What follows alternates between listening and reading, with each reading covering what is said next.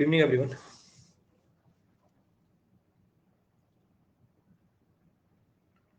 Is audio video clear for all? Audio video clear है सबके लिए? Clear है. So the last class we were discussing about special type of cement. Last class में बात कर रहे थे स्पेशल सीमेंट की. स्पेशल सीमेंट ऑलमोस्ट सारे हो गए थे. कौन से स्पेशल सीमेंट की बात की थी? स्पेशल सीमेंट मेरे ख्याल से चल रहा था पोर्टलैंड स्लैग सीमेंट की बात कर रहे थे. We were talking about Portland slag cement.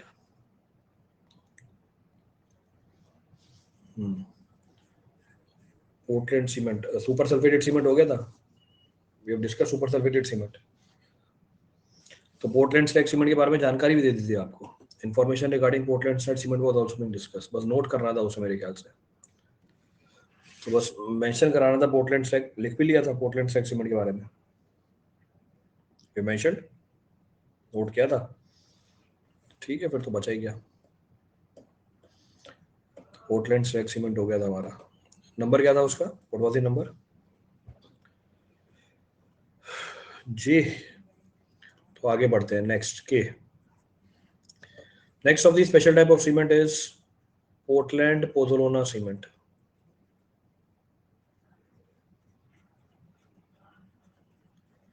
So next of the special type of cement is Portland Pozzolana cement, PPC.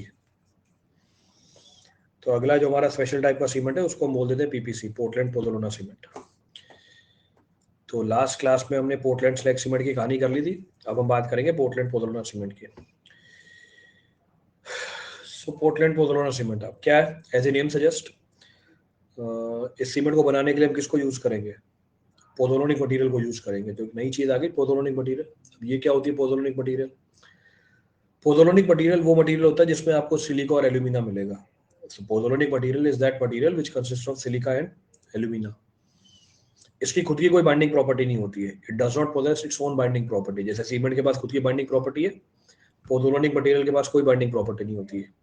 पर जब आप इसकी ग्राइंडिंग बहुत फाइन कर दो, यानी साइज बहुत छोटा कर दो, ये लाइम के साथ रिएक्ट कर जाता है पानी की प्रेजेंस में और एक ऐसा कंपाउंड बना लेता है जिसके पास क्या अवेलेबल है? बाइंडिंग प्रॉपर्टी अवेलेबल है. तो अगर उस कंपाउंड के पास बाइंडिंग प्रॉपर्टी अवेलेबल है, मेरा काम हो गया. My purpose is achieved. तो आपको तो रिजल्टेंट बाइंडिंग प्रॉपर्टी चाहिए थी ना. पीपीसी में बाइंडिंग प्रॉपर्टी है या नहीं है, इससे क्या लेना देना? आपने पानी मिलाया, आपको जो लास्ट में मटेरियल मिला उसमें है बाइंडिंग प्रॉपर्टी. हमारा काम हो गया. अब पोज़ोलानिक मटेरियल जैसे एग्जांपल ले लो, कल भी बताया था, स्लैग है, सुर्खी है, स्लेट है, राइस स्कैश है, फ्लाई ऐश है, ब्लास्ट फर्नेस स्लैग है, सिलिका फ्यूम्स है. ये सारे के सारे हमारे क्या होते हैं? पोज़ोलानिक मटेरियल होते हैं. जितने भी एग्जांपल दिए आपको, व्हाटएवर एग्जांपल्स आर गिवन, सारे के सारे वेस्ट प्रोडक्ट है. तो इसका मतलब जो एडवांटेज कल मैंने आपको पोर्टलैंड स्लैग सीमेंट के बताए थे, वो सारे एडवांटेज किसके लिए एप्लीकेबल है? पीपीसी के लिए एप्लीकेबल है. All the advantages are available. इसका मतलब जितने फायदे हम सोच सकते हैं वो सारे के सारे फायदे होंगे एक को छोड़ के. इसकी rate of gain of strength क्या होती है? इसकी rate of gain of strength कम होती है. It's rate of gain of strength is less. तो ओपीसी के कंपैरिजन में rate of gain of strength कम हो जाती है, पर जब अल्टीमेट स्ट्रेंथ की बात करोगे वो सेम ही निकल के आती है. Comes out to be same. उसमें कोई फर्क नहीं होता.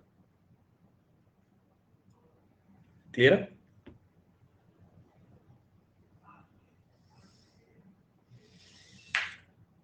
चलो तो नोट कर लेते हैं इसके बारे में. So we can say Portland pozzolana cement. Portland pozzolana cement, first point of reference. So we can say this cement is produced. The cement is produced. The cement is produced by intergrinding. The cement is produced by intergrinding. The cement is produced by intergrinding. The cement clinkers.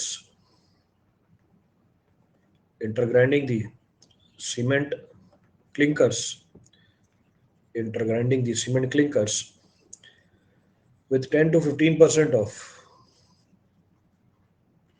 10 to 15% of pozzolanic material.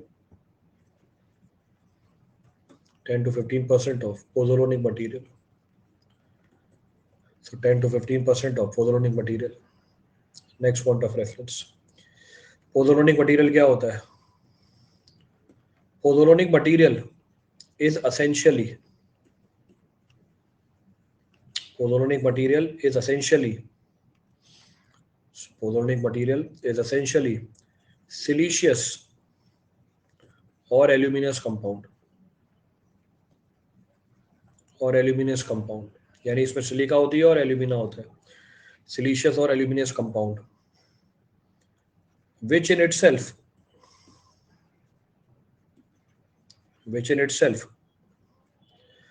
do not possess any binding property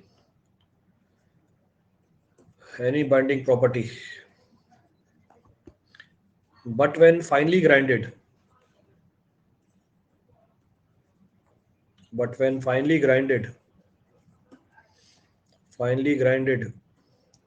reacts with water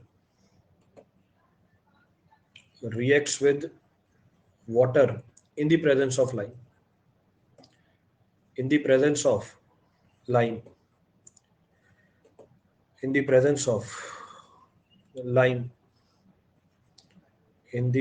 of lime and results in the formation of what? And results in formation of the compound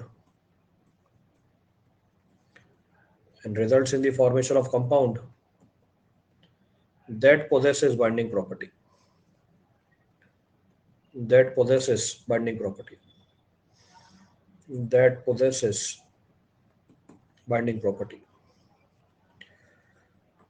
जो poses करता है bonding property को. जैसे example लिख दो. Example है हमारे पास blast furnace slag.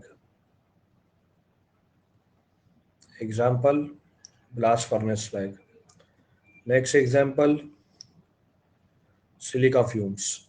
Next example rice कैश, चावल के छिलके, तो राइस कैश. नेक्स्ट सुर्खी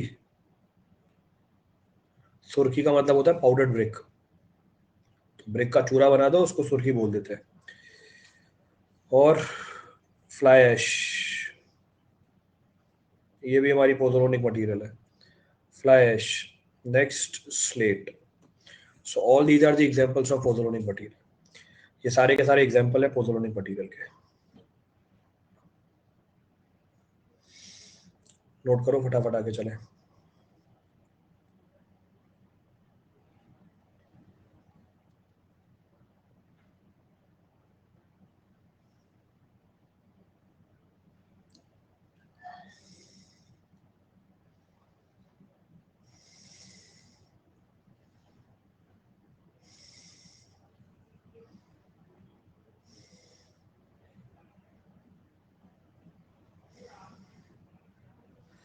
नोटेड.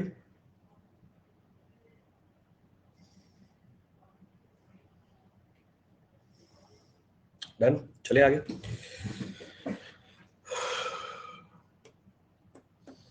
इसकी रिएक्शन भी लिख सकते हो.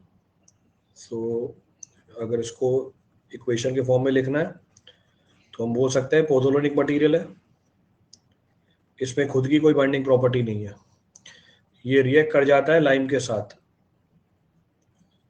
पानी की प्रेजेंस में. लाइम कहाँ से आया? लीचिंग से रिलीज होता है and leads to the formation of what? Leads to the formation of CSH gel. और इस CSH gel के पास क्या अवेलेबल है? बाइंडिंग प्रॉपर्टी अवेलेबल है. It has the binding property available. फायदे क्या हैं इसके, वो देख लेते हैं. This cement offers पहला हायर वाटर टाइटनेस. परमेबिलिटी क्या मिलेगी? कम मिलेगी. So higher water tightness, particle size छोटा होता है. Then low heat of hydration.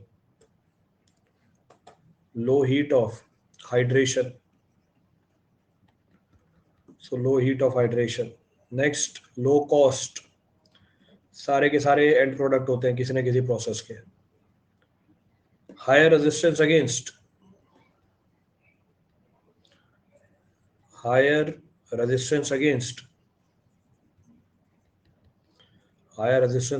attack of chemicals.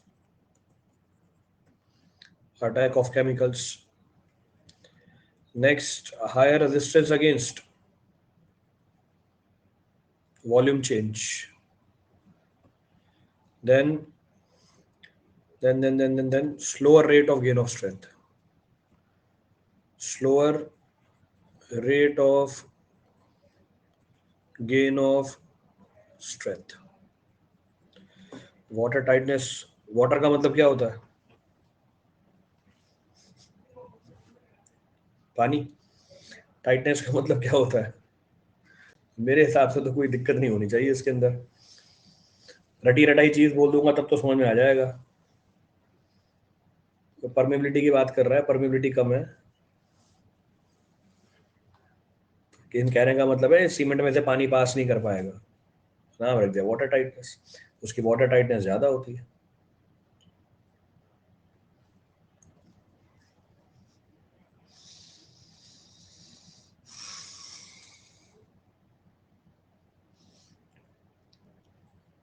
Note करो फटाफट। अच्छा, एप्लीकेशन का क्या करेंगे? जो जो एडवांटेज निकल के आए हैं यहाँ से, whatever advantages we have talked about, वो सारे एडवांटेज के करस्पॉन्डिंग क्या कर सकते हो आप? सारे एडवांटेज के corresponding what can be done? एक एप्लीकेशन निकाल सकते हैं। वॉल्यूम चेंज अवॉइड करेगा तो क्रैक कम आएगा। हाँ, वॉल्यूम चेंज अवॉइड करेगा तो क्रैक कम आएगा। So corresponding to all these properties, you can analyze one application. एक एक एप्लीकेशन सबकी निकाल सकते हैं। नोटेड। तो ये है हमारी पीपीसी। बस एक स्ट्रेंथ की अगर कहानी छोड़ दे, if I leave aside strength, बाकी सारे एडवांटेज ही हैं इसके पास। Rest all advantages are available.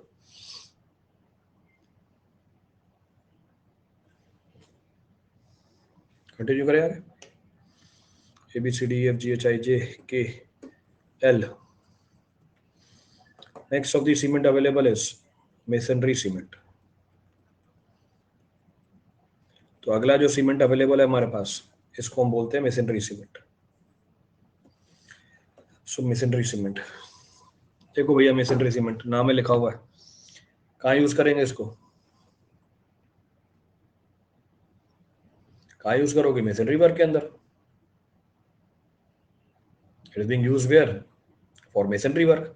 तो मेसनरी में यूज कर रहे हो, इसका मतलब क्या हुआ? मेसनरी में यूज कर रहे हो मतलब वर्केबिलिटी क्या होनी चाहिए इसकी? अच्छी होनी चाहिए। It's workability should be comparatively better. Masonry work में यूज कर रहे हो, काम करने के लिए टाइम मिलना चाहिए, नहीं मिलना चाहिए? अगर मैं मेसनरी वर्क में यूज कर रहा हूँ, स्पेसिफाई कर ही दिया, तो काम करने के लिए टाइम ज्यादा मिलना चाहिए। तो भैया टाइम ज्यादा होता है, इसका इनिशियल सेटिंग टाइम बढ़ा देते हैं। Initial setting time comes out to be more, तो उसको हम मेसनरी सीमेंट बोल देते हैं। तो उसमें एडमिक्सचर मिला देते हैं अगर रिक्वायरमेंट होती है। पोजोलोनिक एडमिक्सचर तो मिलाते हैं, नॉन पोजोलोनिक एडमिक्सचर भी मिला देते हैं।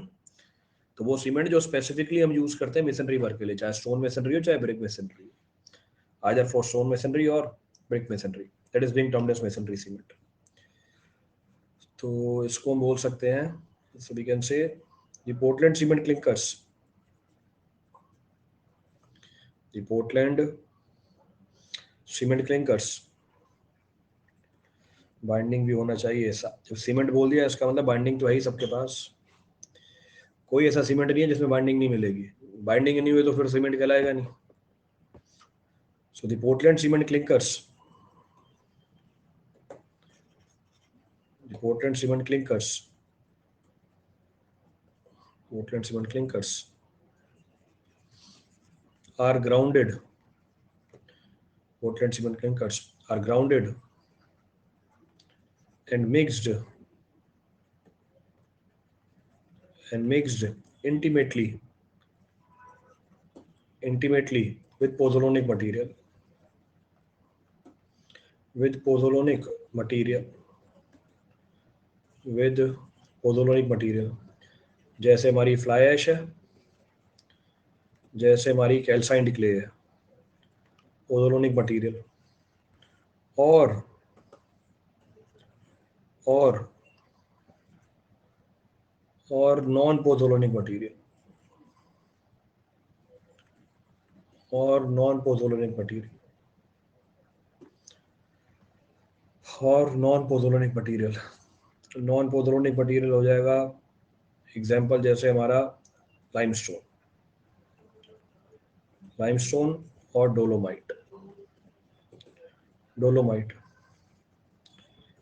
एंड वेस्ट मटेरियल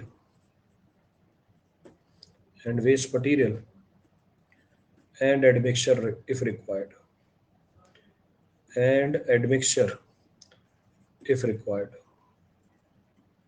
एडमिक्सचर करेंगे क्या? पूरा एक चैप्टर है हमारे पास एडमिक्सचर का. We'll talk about this admixture if required to prepare this cement. तो इस सीमेंट को बनाने के लिए ये सारी चीजें मिलाई जाती हैं. To prepare this cement. Next point of reference बात करें. This cement offers higher workability. Cement की वर्केबिलिटी क्या मिलेगी आपको? ज्यादा मिलेगी. This cement offers higher workability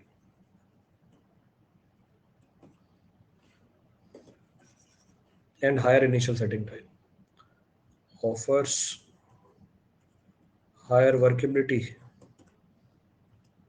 and higher initial setting time. Higher IST. Initial setting time comparatively 90 minute के आसपास होता है. तो हायर वैल्यू है, स्पेसिफाई करके दे दी. सो approximately 90 minutes.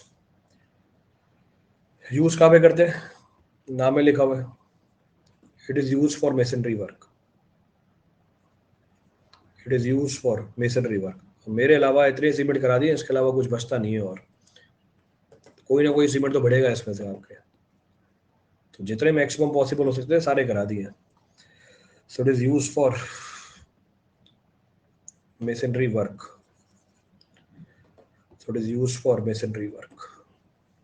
LM. Last type of cement है हमारे पास white and colored Portland cement.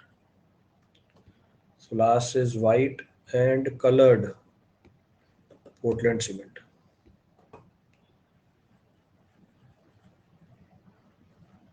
White and colored Portland cement.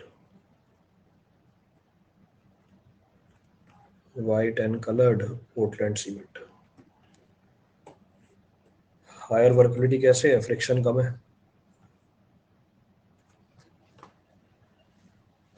Workability तो वाटर की परसेंटेज पे डिपेंड करती है. So next of the cement to be referred is white and colored Portland cement. Again can be analyzed from the name. नाम से पता चल रहा है white colored cement है. इसका मतलब वहां यूज करेंगे जहाँ पे एस्थेटिक वैल्यू क्या हो, ज्यादा हो. कैसे बनाऊंगा? बनाने के लिए क्या कर दूंगा? आयरन ऑक्साइड घटा दूंगा जो कलर इम्पार्ट करता है. मैग्नीशिया घटा दूंगा जो कलर इम्पार्ट करता है, विच इम्पार्ट्स द कलर. तो ऑर्नामेंटल वर्क के लिए, एस्थेटिक वैल्यू बढ़ानी है वहां के लिए, we go for white cement. Next coloured cement है. अब कलर्ड सीमेंट क्या करोगे? बस कलर्ड पिगमेंट मिला दो. जिस कलर का आपको सीमेंट चाहिए उस कलर के पिगमेंट मिला देते हैं उसके अंदर. क्लियर है पूरी कहानी?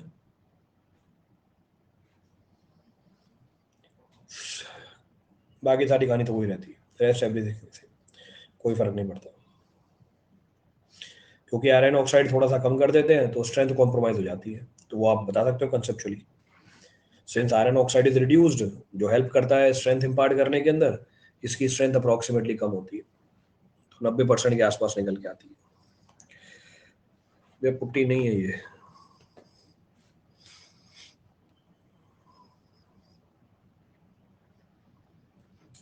नेक्स्ट हो गया. यही तो है सारे. बस लिख के खत्म करते हैं इसकी कहानी. तो सीमेंट का टॉपिक खत्म आपका. So it is manufactured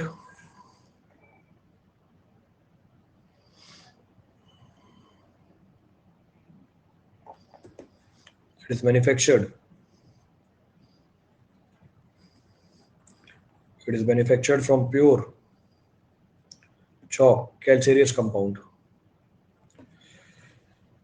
Sir, please use to repeat. So it is manufactured from pure chalk clay and clay which is free from iron oxide. Clay free from iron oxide. ठीक है. Next point of reference, इसकी percentage कितनी ले गए? 1% से कम. So percentage is reduce up to less than 1%. Next, coloured cement. Coloured cement कैसे बनाते हैं? Coloured cement is produced. Colored cement is produced. Colored cement is produced by adding color pigment. Colored cement is produced by adding color pigments. 5 से 10% color pigments. ठीक है. Next, their properties are same as that of OPC. Their properties are same as that of OPC. Are same as that of OPC.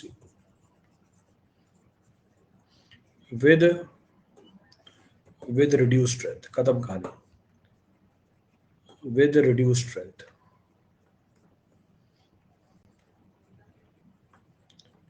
Strength क्या होती है? Comparatively कम होती है. कहाँ use करते हैं? It is used for flooring work. It is used for flooring work. Next, ornamental work. Ornamental work में use कर सकते हो, या फिर यूज कर सकते हो कास्टिंग स्टोन्स, और where aesthetic value is required. तो सारी एप्लीकेशन डाल दी है यहाँ पे. और where aesthetic value is required.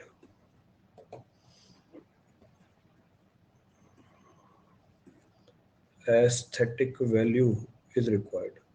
जहाँ पे किसकी रिक्वायरमेंट होती है? एस्थेटिक वैल्यू की रिक्वायरमेंट होती है. लो भैया, सारी जानकारी दे दी है. Everything is being mentioned. Cement में ऑर्नामेंटल स्टैचू वगैरह बनाने में होगा.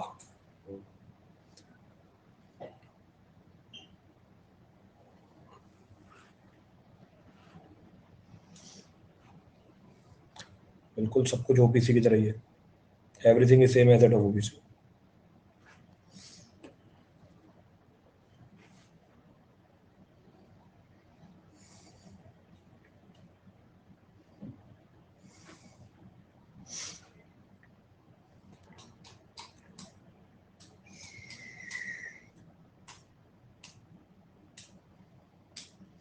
सेटिंग टाइम सबका सेम होता है. सब में कौन कौन है भाई?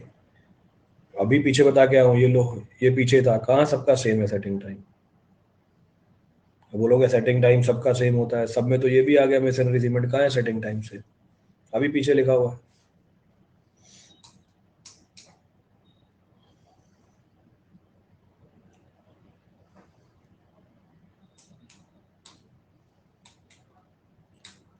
नोटेड.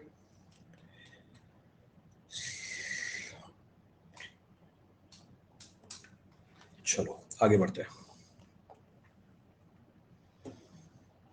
MN एक और सीमेंट है, उसको भी मेंशन कर दो. Next of the cement is termed as selenitic cement. तो next of the cement which is available is termed as selenitic cement. Selenitic cement क्या होती है? सेम वही पीछे ओपीसी होती है. फर्क बस होता है इसमें 5 से 10% पीओपी मिला देते हैं. इसे 5 से 10% पीओसी मिला देते हैं, जो उसकी हार्डनिंग प्रोसेस को क्या करता है? इंक्रीज कर देता है. This type of cement is technically termed as selenitic cement. POP मतलब plaster of Paris. So we can say it is the type of cement. It is the type of cement. It's the type of cement. It's the type of cement in which 5 to 10% of POP is added. 5 to 10% of POP is added. POP abbreviation used for plaster of Paris. POP is added in order to increase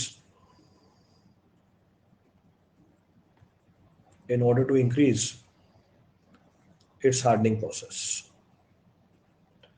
In order to increase its hardening process.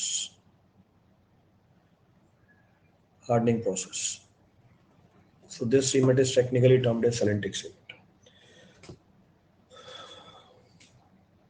खत्म आपके cement की कहानी. कम से कम 15-20 cement बता दिए आपको. तो N लिखा हुआ है, एन का ऑर्डर देख लो, 13 या 14, 13-14 सीमेंट्स वी हैव डिस्कस्ड. और ओपीसी तो पीछे है ही हमारा. सो ओपी इज देयर. ओपीसी के अलावा ये है. ओपीसी में भी 3 ग्रेडिंग है, ध्यान रखना, 33, 43, 53. There are 3 grades which are available. There are 3 grades which are available. 3 grade वो हो गई, 13 सीमेंट ये हो गए. 16 तरह के सीमेंट है हमारे. There are 16 types of cement.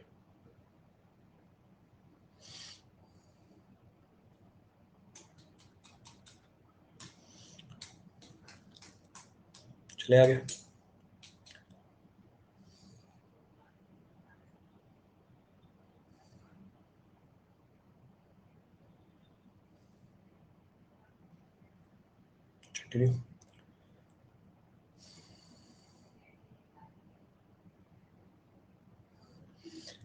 तो सीमेंट की कहानी खत्म. So cement is finished. अब टेस्ट स्टार्ट कीजिए सीमेंट का. तो मुंह धो के आओ क्लास में. मैं टेस्ट स्टार्ट करता हूँ सीमेंट के. क्लास में आया करो, मुंह धो के आया करो.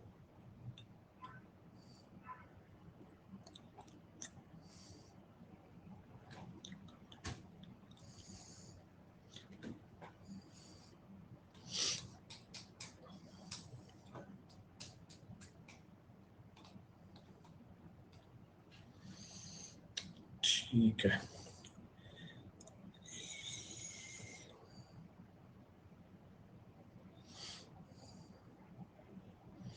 नोट कर लिया सबने? जल्दी नोट करो. Has everyone noted? चलो नोट हो गया. आगे बढ़ते हैं. खत्म कहानी. Next of the point of discussion is lime. तो अगला पॉइंट ऑफ डिस्कशन क्या है हमारा? लाइम है. लाइम को बड़े आसानी से समझ जाओगे आप. कोई दिक्कत नहीं होगी लाइम को एनालाइज करने में. There will be no issue to analyse the lime. Reason being what? Reason being cement के इंट्रोडक्शन से पहले लाइम ही यूज होता था as a binding material. Second, जो काम सीमेंट का है वही लाइम का है. इनफैक्ट सीमेंट बनाने के अंदर भी मेजर इंग्रेडिएंट क्या है हमारी? In order to prepare the cement the major ingredient is what? Lime only. तो कहने का मतलब मिलती जुलती प्रॉपर्टी है, सेम कैटेगरी के मटेरियल है, तो ज्यादा कोई इशू नहीं निकल के आता. There is not a big issue in this. Cement हमारा आर्टिफिशियल बिल्डिंग मटेरियल था. ये क्या है? ये हमारा नेचुरल बिल्डिंग मटेरियल है.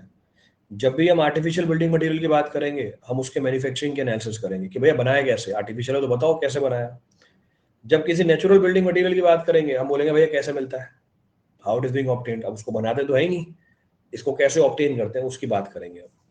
तो कहने का मतलब ये, prior to the introduction of the cement, lime was used as a binding material. इसका काम भी क्या होता है? स्ट्रेंथ इंपार्ट करना होता है, यानी बाइंडिंग प्रॉपर्टी इंपार्ट करना होता है. Next point of reference. भाई शांति से पढ़ लो भाई. क्यों इतनी चुल रहती है? तो क्यों, किस चीज की दिक्कत है?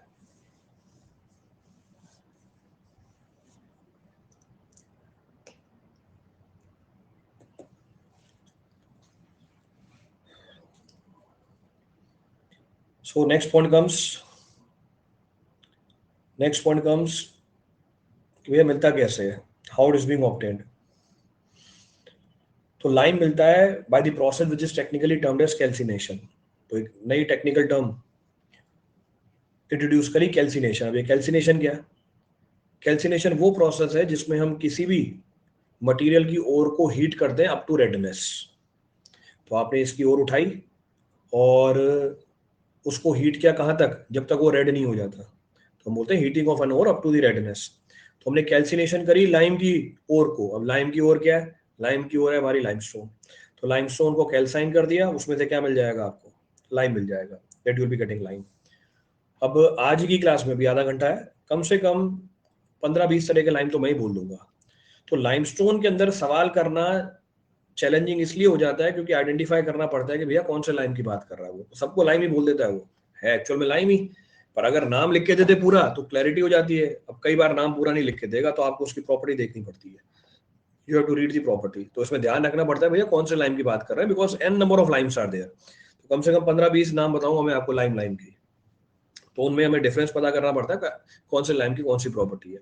और वो चीज तो आपको पीछे ही बता दी है। तरीका सिंपल सा है, नाम पढ़ेंगे, थोड़ा बहुत सोचेंगे, इधर उधर प्रॉपर्टी मिल जाएगी आपको वहीं पे। तो पहला पॉइंट तो हम क्या मेंशन कर सकते हैं?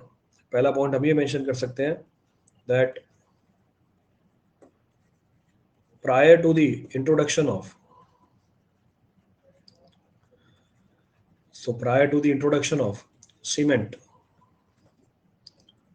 prior to the introduction of cement, lime was used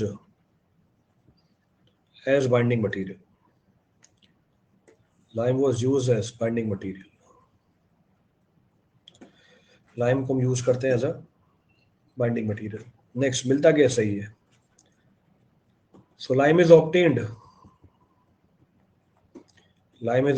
from the calcination of limestone. So lime is obtained from the calcination of limestone. अब एक नई टर्म आई है कैल्सिनेशन, अब उसको देखते हैं। So lime is obtained from the calcination of limestone. अब इसी बात को अगर रिएक्शन के फॉर्म में देखें, कैल्सिनेशन करी लाइमस्टोन की, you will be getting limestone. तो आपको तो एसएससी में क्या मिलेगा? How lime is obtained, 4 word लिख के देगा। कैल्सिनेशन लिख देगा, डिकम्पोजिशन लिख देगा, ऑक्सीडेशन लिख देगा, और कोई चौथा नाम निकाल के दे देगा वहां पे। So it is obtained from the calcination of limestone. तो कैल्सिनेशन करी, you will be getting this limestone. तो ये लाइम मिल गई, ये लाइमस्टोन है हमारी। लाइमस्टोन एक बार रियल पिक्चर निकाल देना इसकी, पत्थर की तरह दिखेगा आपको। कलर व्हाइट से ऑफ व्हाइट रेंज में वेरी करता है। तो इस लाइम की हम बात कर रहे हैं, this is the lime which is being talked about. और अगर कैल्सिनेशन होते हुए दिखाओगे तो और अच्छी बात है, ताकि पता चले कैल्सिनेशन का मतलब क्या होता है, so that you are able to analyse that what is being termed as calcination. तो कैल्सिनेशन, अब इसको डिफाइन कर लेते हैं। सो नोट करके लिखा, calcination is the process of caustic lime. कौन सा कॉस्टिक लाइम आ गया? So calcination is the process of किसकी प्रोसेस है? Calcination is the process of heating the ore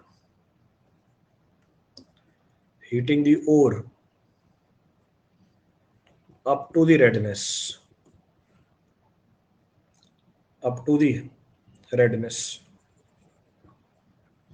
तो कैल्सिनेशन वो प्रोसेस है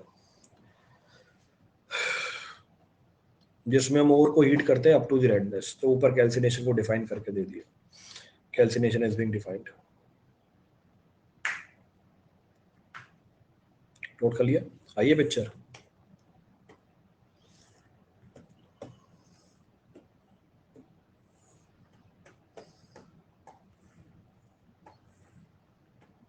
ये एक पिक्चर आई है कैल्सिनेशन की, देख लो। This is termed as limestone.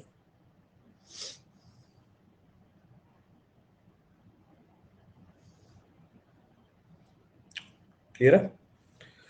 Temperature 1000 से लेके 1100 degree Celsius.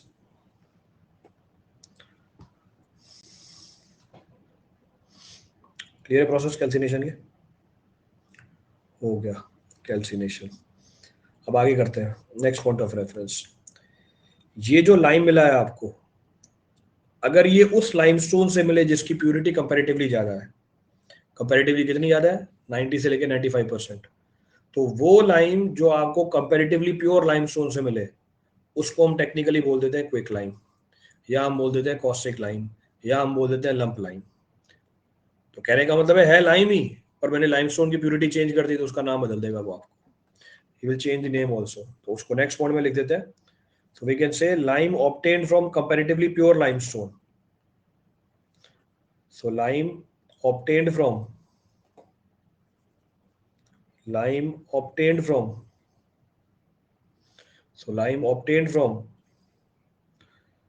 relatively pure limestone.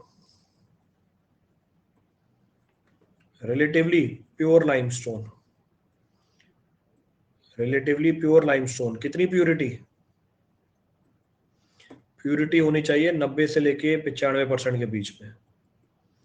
So lime which is obtained from relatively pure limestone is termed as उठा लो नाम इनके, क्विक लाइम, या इसको बोल दो कॉस्टिक लाइम, या इसको बोल दो लंप लाइम. तो एक ही चीज है, नाम अलग अलग है. क्यों? ये सारी प्रॉपर्टी होंगी इसके पास. क्विक लाइम क्यों, भी रीजन बताऊंगा मैं आपको. बहुत जल्दी मची रहती है इसको भी बहुत जल्दी मची रहती है. किस चीज की जल्दी मची रहती है वो देखेंगे अभी आगे. कॉस्टिक लाइम क्योंकि ये पानी के अंदर कॉस्टिक एल्कलिनिटी इंपार्ट करता है. लंप लाइम क्योंकि लंप की तरह दिखेगा, जब देखोगे you will observe this in the form of a lump. तो ये सारी प्रॉपर्टीज हैं इसके पास. All these properties are available with this lime, thereby it is technically termed as quick lime, caustic lime और लंप लाइम. तो जो property थी वो सारी डाल दी, whatever properties are available. तो शुरू में डिस्कस किया कि प्रॉपर्टी ऑब्जर्व करते हैं, उसके बेहाफ पे नाम रख देते हैं. चले आगे. अब क्यों इसको क्विक लाइम बोलते हैं, बाकी तो दोनों रीजन बता दिए. Why it is termed as quick lime वो देख लेते हैं. सो नेक्स्ट पॉइंट बोल रहा है quick lime has very high affinity. Affinity का मतलब होता है रिएक्टिविटी, चाहत. So quick lime has very high affinity. So quicklime has very high affinity for water, hence quickly react with it.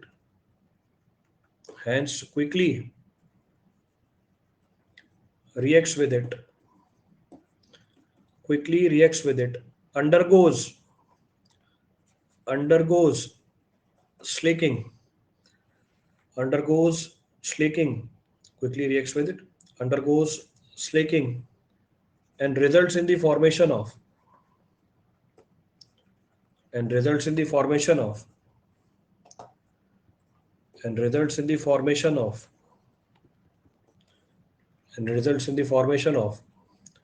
अब क्या बनाता है? slaked. So results in the formation of slaked, hydrated और milk of lime. और फिर से देखो 6 नाम तो यहीं पे आ गए. इस बात को समझने के लिए फिर से रिएक्शन देखते हैं. तो ये हमारा क्विक लाइम है. तो this is technically termed as quick lime. क्यों? ये कहां से मिला है? रिलेटिवली प्योर लाइमस्टोन से मिला है. अब ये जो क्विक लाइम है इसकी रिएक्टिविटी पानी के लिए बहुत ज्यादा होती है, बहुत जल्दी पानी से रिएक्ट करता है. So it quickly reacts with the water. And leads to the formation of calcium hydroxide. Along with this, heat is also released. Hydration process है. तो hydration process, reaction with the water is termed as hydration. जैसे cement के अंदर पानी की quantity बताई, lime के अंदर पानी की क्वांटिटी बता दी. सीमेंट के अंदर पानी की क्वांटिटी 23% पानी चाहिए हाइड्रेशन के लिए, लाइम को 32% पानी चाहिए हाइड्रेशन के लिए. इस रिएक्शन को स्लेकिंग रिएक्शन बोलते हैं. क्या होती है स्लेकिंग, अभी डिस्कस करूंगा मैं. क्या बना इससे? कैल्शियम हाइड्रोक्साइड बना.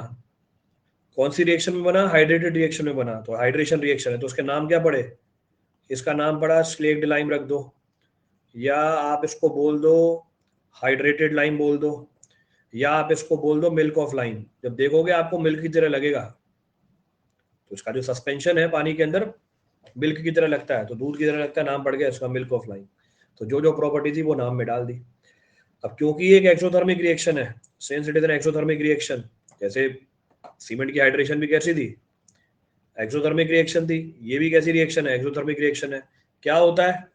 यहाँ पर भी हीट इवॉल्व होती है, here also heat is evolve. तो हीट ऑफ हाइड्रेशन भी पता होनी चाहिए. तो 15.6 किलो कैलोरी पर ग्राम, ये हमारी हीट ऑफ हाइड्रेशन निकल के आ गई. This is the heat of hydration. तो सारी चीजें बता दी एक ही रिएक्शन के अंदर. Water required for hydration, how much of the heat is evolved. तो ये बात भी समझ में आती है. बेटा हाइड्रोलिक तो बताया नहीं अभी तक मैंने, अभी पीछे बताया था. क्यों इतनी चुल है? तो कंफ्यूज तो होगा ही ना, क्योंकि ये हरकतें हैं। कंफ्यूजन तो खुद क्रिएट करते हो, क्योंकि हरकतें ऐसी हैं। कहाँ डिस्कस किया अभी हाइड्रोलिक लाइन में? एक एक बात करके बता रहा हूँ ना, एक एक चीज उठा के हर बात का मतलब बता रहा हूँ।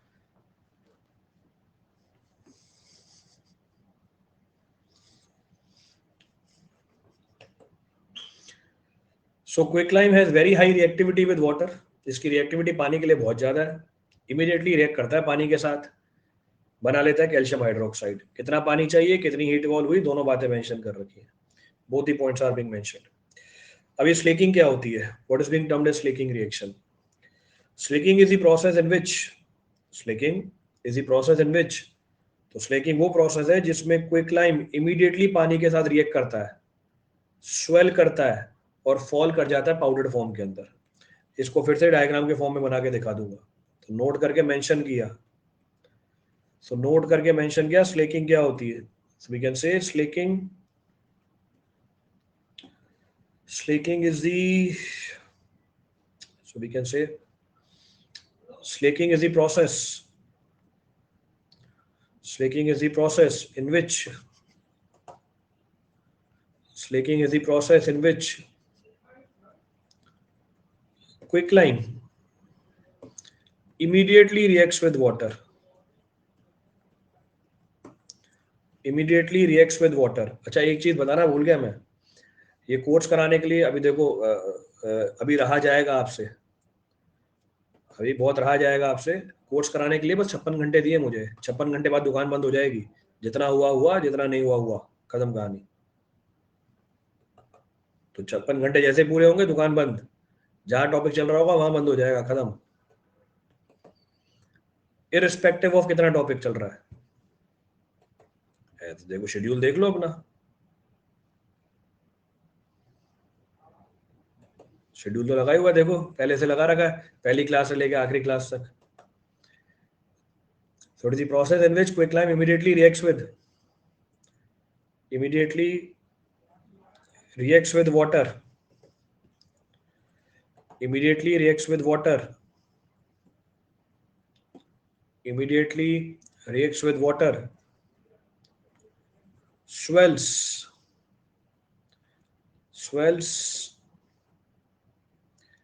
क्रैक। मेरा एक्सेस ही हटा देंगे, कैसे कंप्लीट करूंगा? मेरे को स्पेशल एक्सेस दिया हुआ है, बस एक्सेस ही हटा देंगे। मेरा सब कुछ ऑटोमेटेड है यहाँ पे, किसी को कुछ बोलना नहीं होता, अपने आप हो जाता है सब। swells cracks and falls out in powdered form in powdered form in powdered form। हाँ, क्या लिखा है मैंने? इसको प्रैक्टिकली ऑब्जर्व कहाँ कर सकते हो? इसको प्रैक्टिकली भी 1-2 महीने में दिवाली आने वाली है, ये प्रोसेस आपको मिलेगी। व्हाइट वॉशिंग कराते हैं अपने घरों में सब, आप कराओगे या हो सकता है पड़ोसी कराए, या चलते फिरते कहीं पे व्हाइट वॉशिंग मिले। उस प्रोसेस को बस 5 मिनट बैठ के ऑब्जर्व करना। तो जो मेसन होगा उसके पास बोरे में पड़े होंगे, बोरे में एक क्विक लाइम पड़ी होगी, लंप पड़े होंगे उसके, एक लाइम का टुकड़ा उठा लेना उससे। और आपके पास अगर पानी की बोतल हो, या वहीं से पानी उठाना, इसके ऊपर गिराना 4-5 बूंदे। जो आपका लंप होगा उसके ऊपर 4-5 बूंदे गिराना, इसी को बोलते हैं लंप लाइम। देखना क्या होता है वहां पे। You will see this reaction to be taking place. बहुत ही विग्रस रिएक्शन होती है। जैसे ही ये पानी इसके कांटेक्ट में आएगा, as soon as this water comes in contact with this, immediately react करता है इससे, वहीं स्वेलिंग हो जाएगी, फूलने लग जाएगा ये। तो एक चीज तो आपको ये दिखेगी, फूलने लग जाएगा। दूसरी चीज आपको दिखेगी, भैया हीट इवॉल्व होगी इसमें से। ज्यादा पानी मत डाल देना, और ज्यादा पास में मुंह मत घुसा देना उसके अंदर, जल जाओगे, इतनी ज्यादा हीट इवॉल्व होती है। तीसरी, आवाज आती हुई दिखेगी आपको। जब रिएक्शन होती है आवाज भी खूब आती है इसके अंदर। तो यू कैन प्रैक्टिकली सी कि हाँ, बहुत ही विग्रस रिएक्शन है। और फाइनली ये फॉल कर जाता है पाउडर फॉर्म के अंदर। It falls in the powder form. और ये जो फॉल कर रहा है पाउडर फॉर्म के अंदर, ये है हमारी calcium hydroxide. This is being technically termed as calcium hydroxide. तो this reaction is technically termed as slaking reaction. इस रिएक्शन को स्लेकिंग रिएक्शन बोला जाता है।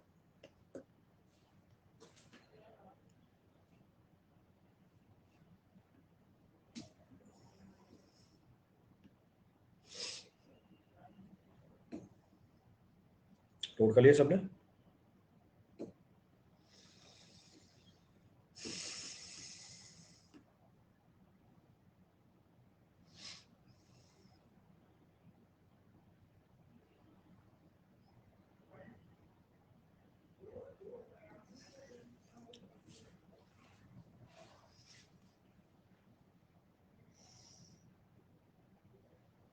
नोटेड? नोट कर लिया सबने?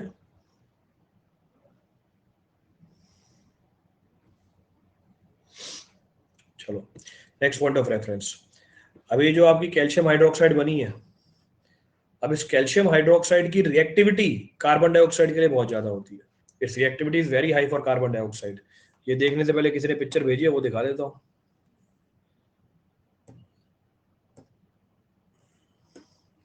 ये भेजा हुआ लंप लाइन देख लो। This is the lump lime which is being shared.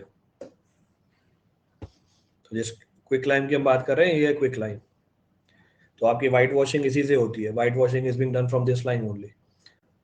तो ये लम्प्स उठा के टंकी होती है पानी की, उसमें डालता है, जो कैल्शियम हाइड्रोक्साइड बनता है उसी से फिर व्हाइट वॉश किया जाता है। With that only the white washing is being carried out.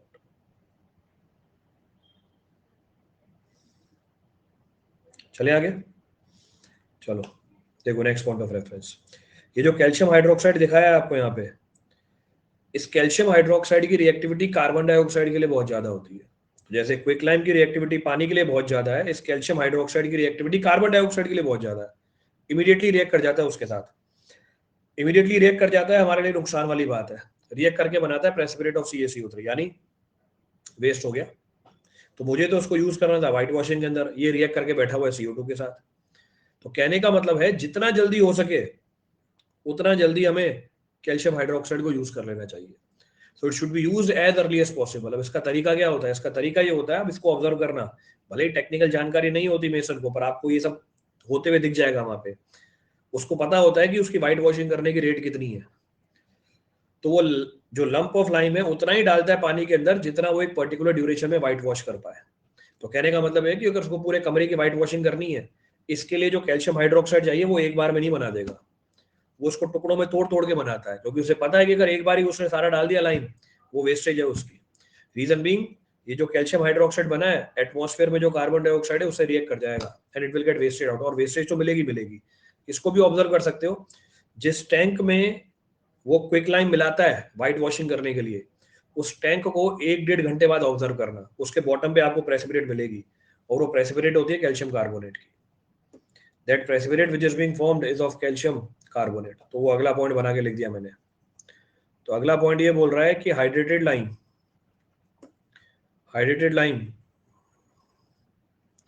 must be used hydrated lime must be used as fresh as possible.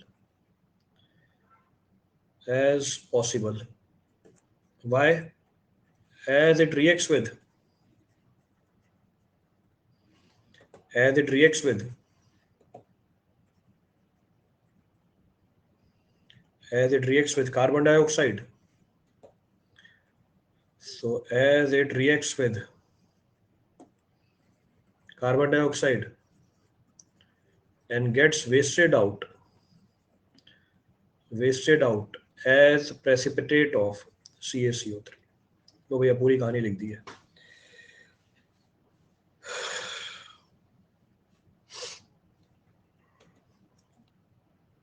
तो रिएक्शन कैसे लिख सकते हैं? सो कैल्शियम हाइड्रोक्साइड रिएक्ट करता है कार्बन डाइऑक्साइड के साथ, और क्या बना लेता है? और बना लेता है precipitate of CaCO3।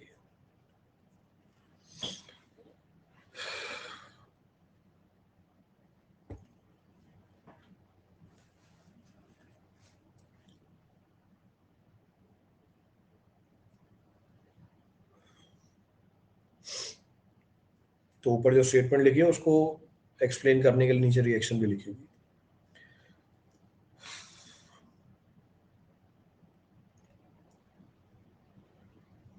Carbonation reaction भी बोलते हैं। So reaction with carbon dioxide is known as carbonation reaction.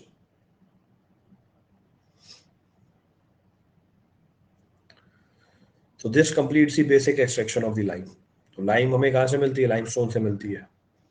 Lime is being obtained from limestone. तो उसकी पूरी जानकारी दे दी आपको। नोट करो फटाफट, चले आगे।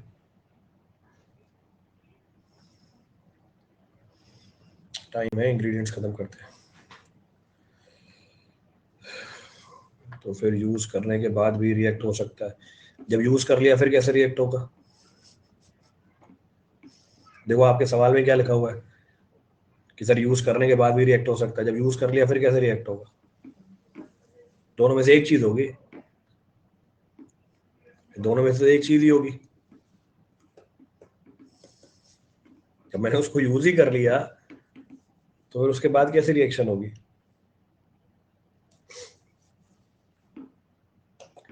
चलो आगे बढ़ते हैं।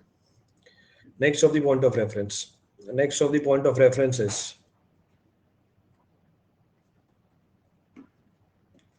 ingredients of limestone. So next of the point of reference is ingredients of limestone. Now you have to analyze this point also. अभी तक तो सीमेंट की कहानी कर रहे थे, अब till now we were talking about cement, और उसमें हमने इंग्रेडिएंट्स की बात करी थी। तो एक ही मटेरियल था, उसी के इंग्रेडिएंट थे, उसी के फंक्शन थे, उसी की प्रोपोर्शन थी, तो ठीक है, सब कुछ चिल था। पर अब मटेरियल बढ़ते जाएंगे धीरे धीरे, जैसे आ गया दूसरा लाइन ही, और मोर और लेस सारे बिल्डिंग मटेरियल में जो इंग्रेडिएंट्स होते हैं वो सेम होते हैं, यानी ओवरलैपिंग चालू हो जाएगी, तो मुश्किलें बढ़ जाएंगी आपकी। तो इसका मतलब आपको ध्यान रखना है कि एक पर्टिकुलर इंग्रेडिएंट अलग अलग मटेरियल में क्या रोल प्ले करता है, और अलग अलग मटेरियल में उसकी प्रोपोर्शन कितनी होती है।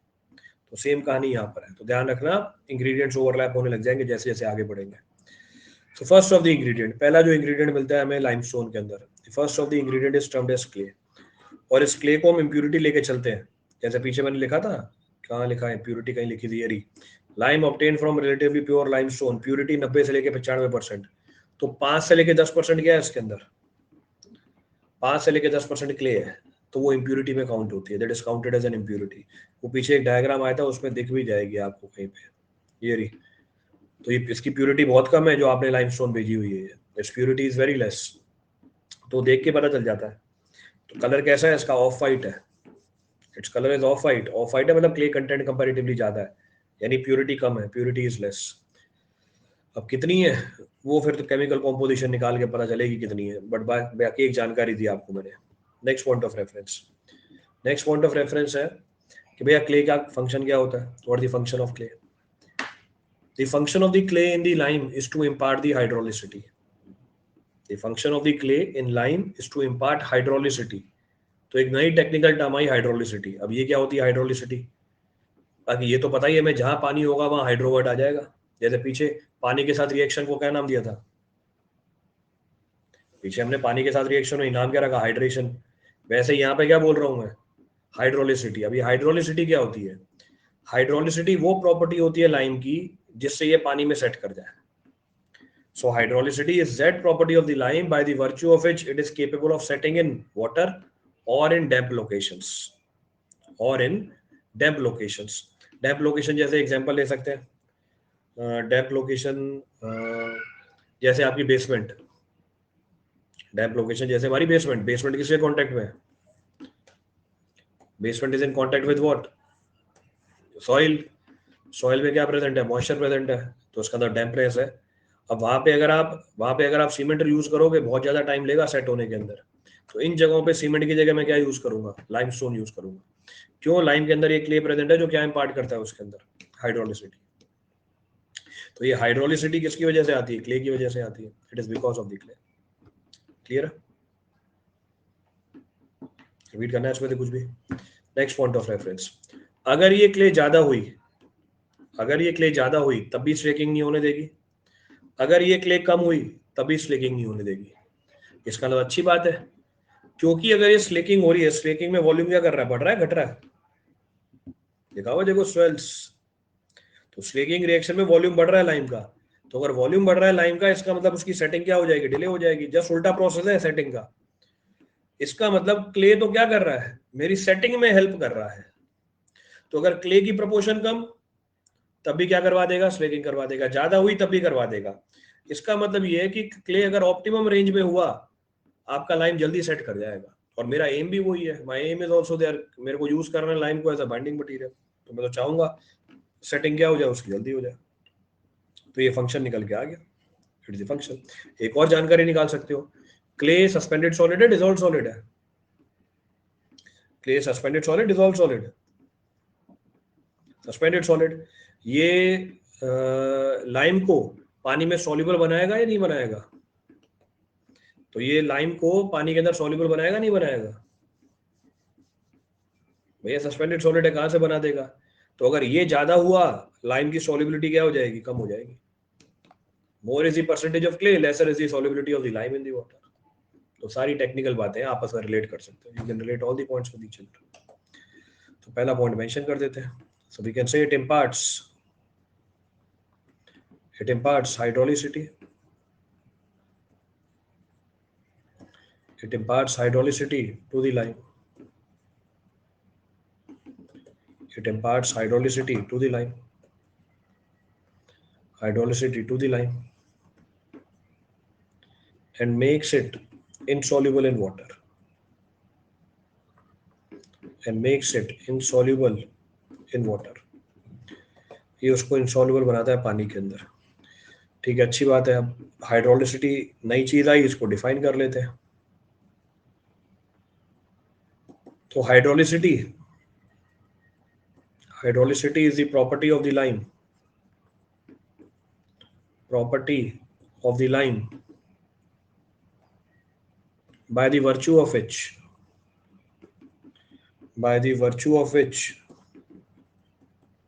it is capable of setting in water damp locations where there is no free circulation of air. Where there is no free circulation of air. Free circulation of air. तो मेरा जो पीछे quick lime था, क्या वो hydraulic है? Is quick lime hydraulic lime? So where there is no free circulation of air. ये बात तो मेंशन कर ली। आगे बढ़ते हैं। अगली जानकारी क्या दी थी? If it is in excess or in deficiency. If it is in excess or in deficiency. अगर ये एक्सेस में हुआ और ये डेफिशिएंसी में हुआ, it retards slaking. ये रिटार्ड करेगा स्लेकिंग। तो बता दो क्विक लाइम हाइड्रोलिक होगा या नहीं होगा? नहीं होगा हाइड्रोलिक। क्यों? For good lime clay, for good lime it must be in the range of. तो नहीं है। क्यों नहीं है? Why quick lime is not hydraulic? Quick lime hydraulic क्यों नहीं है?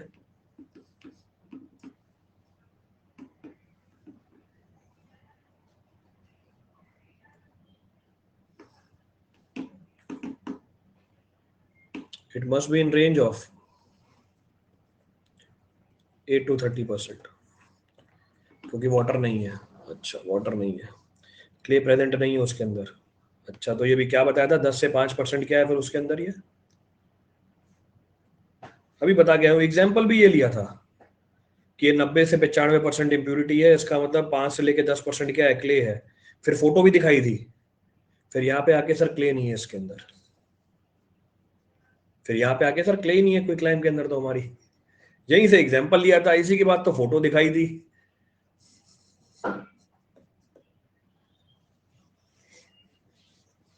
क्योंकि क्विक लाइम रिएक्ट कर जाता है पानी के साथ। अच्छा, बहुत बढ़िया, कोई बात नहीं, छोड़ दो, रहने दो, भूल जाओ। इसको पढ़ लेना, बस रट लेना, सवाल मिलेगा आंसर दे आना वहां पे, ज्यादा सोचने की जरूरत नहीं है।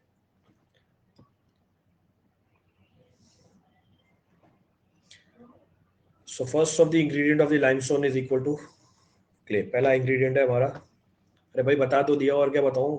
कितनी बार बताऊंगा? बता के तो आया हूं पीछे कि 5 से 10% क्या है उसके अंदर? क्ले ही है। यहीं से स्टार्ट करी थी कहानी कि भैया लाइमस्टोन की प्यूरिटी 90 से 95% है, यानी 5 से 10% क्ले है। फिर आगे बढ़ा, फिर क्ले को डिफाइन किया, क्ले का फंक्शन बताया, फिर ये बोला क्ले हाइड्रोलिसिटी इंपार्ट करता है। टॉपिक खत्म किया, यहाँ पे आके पूछा क्या क्विक लाइम हाइड्रोलिक होगा? सर पता ही नहीं। तो ये और कौन सी भाषा में बताऊं फिर? मेरे को तो नहीं समझ में आता इससे और कोई भाषा बताई जाए। यहीं से बताना चालू किया था, खत्म करने के बाद वापस यहीं पे आया, सर वापस बता दो।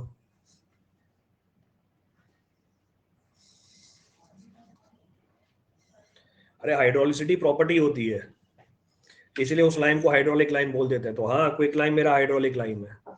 इसके अलावा मैं और कोई सा भी लाइन करूंगा वो भी हाइड्रोलिक लाइन ही होगा, क्योंकि ऐसा कोई लाइन होगा ही नहीं जिसमें क्ले नहीं हो। ऐसा कोई लाइन होगा ही नहीं जिसके अंदर क्ले प्रेजेंट नहीं, तो ये सारे ही हाइड्रोलिक लाइन होते हैं।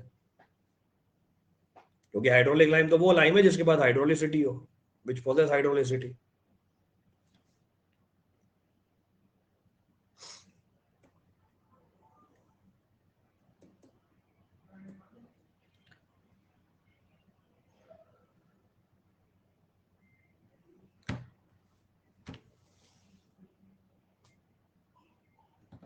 नोट कर लिया सबने?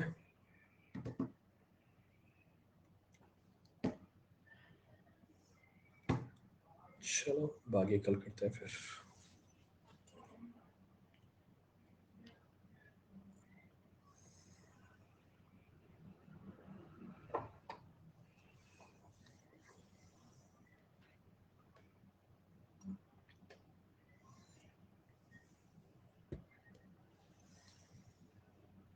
कल लाइन खत्म करने की कोशिश करते हैं, then we'll start with the mortar. फिर मोटार स्टार्ट कर देते हैं, ठीक है, सही है।